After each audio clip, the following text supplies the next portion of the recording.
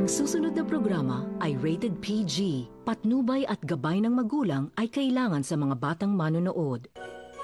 Face to Face is brought to you by Ever Bilena, Beauty in You.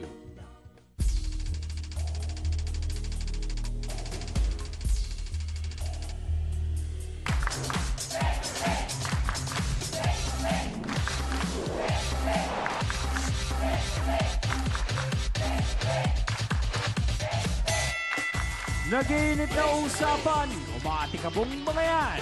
Diskusyon na may resolusyon. Sa kauna-unahang talakserye sa telebisyon. Face to face na with pambansang kapitana, Miss Ami Perez. Happy morning sa lahat ng mga kasausawa natin sa buong mundo. Handa na po ba tayo sa talakan? Saan ba kayo? Sa pula o sa puti? Sa Okarayan, ready na rin ba? Excited na ang mga kapatid natin, Hans. Kami rin dito, Chang. Ready na? Sausawa na! Saan tayo? Ay! Face to face na!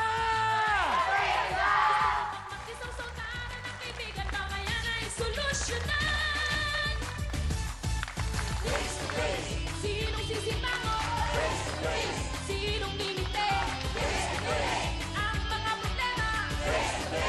Huwag mong talikuran. Harapin mo, face to face! Hello mga kapatid! Winner everyday ang ating programang hot na hot ang mga usapan at talakan. At syempre, hindi lang basta chika ang hatid namin sa inyo dahil araw-araw may pabaon kaming mga magagandang solusyon sa bawat problema ng ating mga kababayan na one reason kung bakit talaga tinututukan kahit na po sa internet. Tulad na lamang ng ating online sausawero na si Mary Ann Panhon.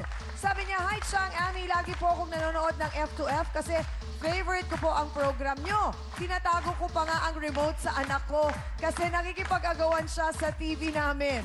Ang ganda ng show nyo at the best talaga."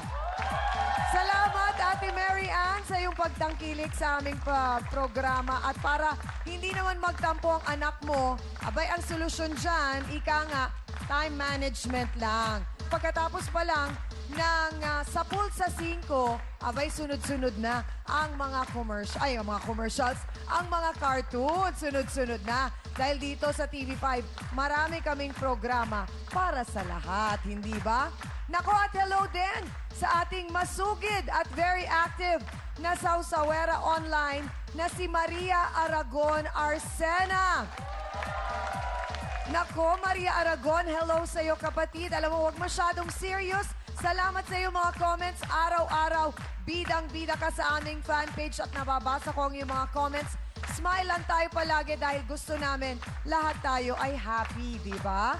At ako pa rin ang inyong pambansang kapitana, ang inyong Chang Ami na lagi nagpapaalala. Kung may problema ka, harapin mo, pag-usapan natin yan. At eto na ang laging happy, umulan man o umaraw o kahit na anong araw, ay talagang laging nakasmile. Siya ang tinutularan ng ating mga kapatid kasi wala naman siyang kasing bait, hindi lang sa mga sausawero at sausawera, kundi pati sa nanay niya. O, di ba? Yan po ay si Hans Mortel. Isa ka sa malaking dahilan kung bakit ako laging happy, alam mo yan. At syempre, eto mga sausawera natin dito. Hindi ka ba naman sasaya? Ang dami namin ngayong at may 3 pang tao na dahilan kung bakit tayo happy. Kasi bukod sa tinuturuan nila tayo, abay talaga namang makikita natin sa kanilang mga mukha ang totoong kaligayahan sa buhay. Unahin na natin ang ating legal expert. Wala pong iba kundi si Attorney Benedicto Acosta Jr. At syempre, eto pa, isang napaka-happy rin na laging nakangiti. Alam mong masaya rin ang love life, Dr. Margarita Holmes! At eto, isang masaya pang tao dahil talaga namang punong-puno ng biyaya mula sa may kapal, ang ating spiritual advisor, Father Sunny Merida! Mga kapatid, ang ating happy na Trio Tagapayo! Naku, sana Chang, ang mga bisita natin ngayon mahawa sa ating happiness. Kasi balita ko may isa daw misis na talagang rinding-rindi na sa kanyang mga kaibigan na nagkataong mga beking pareho ko. Dahil nga, isang girl ang galit ngayon sa mga pa-girl. Dahil kapag inuman, yung kinakasama niya, ginagawang pulutan. Ano ba naman mga sister? True ba ite? Oh no, oh why? Why are you like that? Ito po ang ating face-to-face issue of the day. Galit na galit si Edel dahil inagawan raw ng mga kumari niyang Becky. Binabi nila yung asawa ko. Kumari ko sila, pinahas nila ako. May motive na kasi siya before pa lang. Naulit, pero hindi siya madalas. Kung ano man ang mga pinagsamahan natin noon, kung dahil lang sa asawa ko, masisira yun, pasensyahan na lang tayo. Ayoko nang makipagkaibigan sa'yo. Alam mo, mas maganda ako sa'yo at asawa mo, wala akong pakialam. Magsama-sama kayo. Bakit nga ba sumama ang kinakasama ni Edel sa aking mga sisters? May problema ba si Edel? Face to face na! Mga sausawera at sausawera, tunay raw siyang mabait dahil sa tuwing may lalaking nagigipit, wala raw sabi-sabi at agad siyang nagbibigay. Pero bakit kaya sinugod siya ng kanyang kumare? Alamin po natin ang kwento ni Michael Kael Heramia. Pasok!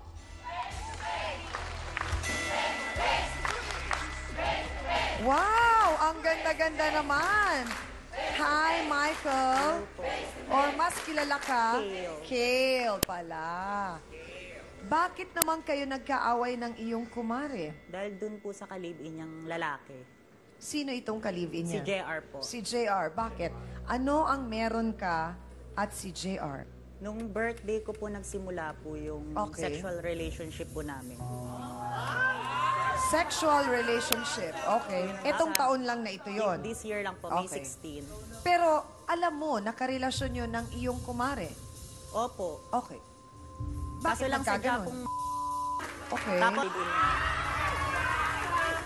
tapos hanggang after nung ano namin, nung birthday ko, nung nangyari nga sa amin nung birthday ko, so naging suki card ko na siya. Suki card. Ibig sabihin, Ano na siya, yung regular ko siyang ano, pupunta sa bahay, tapos may nangyayari sa amin. so may discount naman.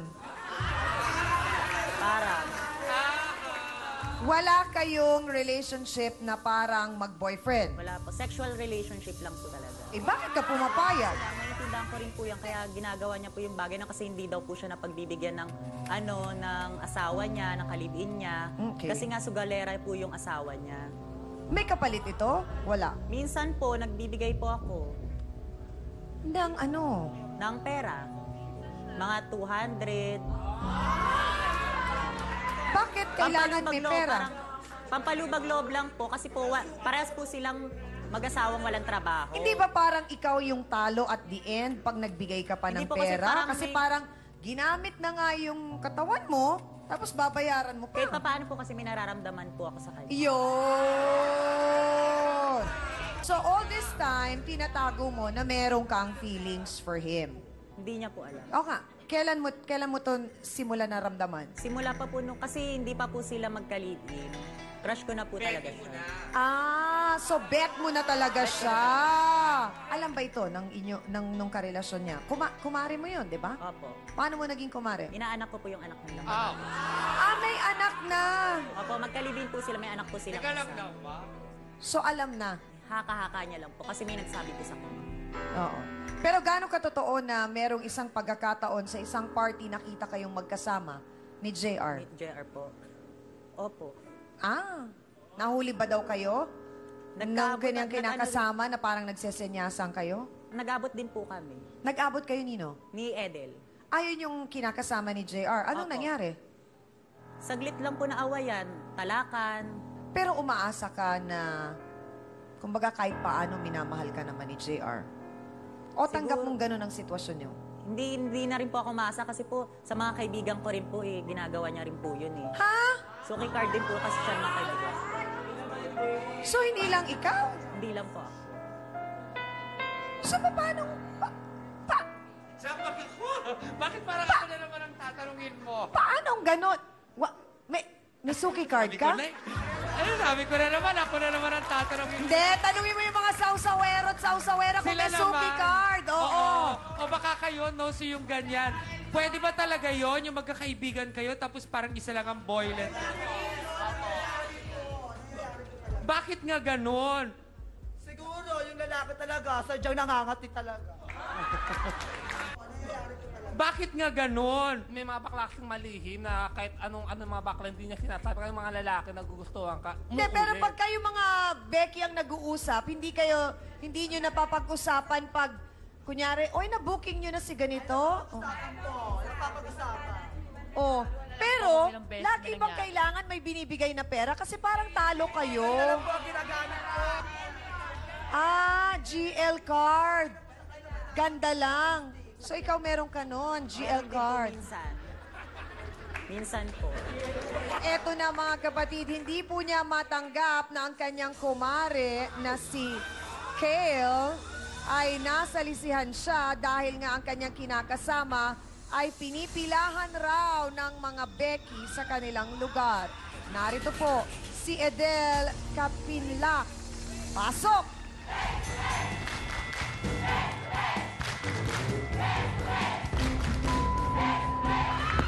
Pakiawat, please! Sandali lang! Wala ang kwenta! Diretsahang tanong, alam mo ba na may nangyari kay JR at kay Kate? Nalaman ko lang po nang sinabi po nung kaibigan ko. Pero una pa lang po, kinukutuban na po talaga. Mga kasawsawan, bakit kaya nagawang humanap ng iba ni JR? May problema siya kaya kay Edel? Sabay-sabay po natin alamin ang lahat ng yan sa pagbabalik po ng Face to Face. Iba po yung set po nung yung mga friendship kong gays, tapos guys, sa mga friendship kong girls. May pre-birthday. May day 1, day 2, day 3. Shala, bigat. Probable naman yung boyfriend. Oo. Madam lang ang dating. Provided naman ng boyfriend ko po. Ha? Provided po ng boyfriend ko. At may boyfriend ka pa. Nakalibin ko na po before. Break na kayo ngayon.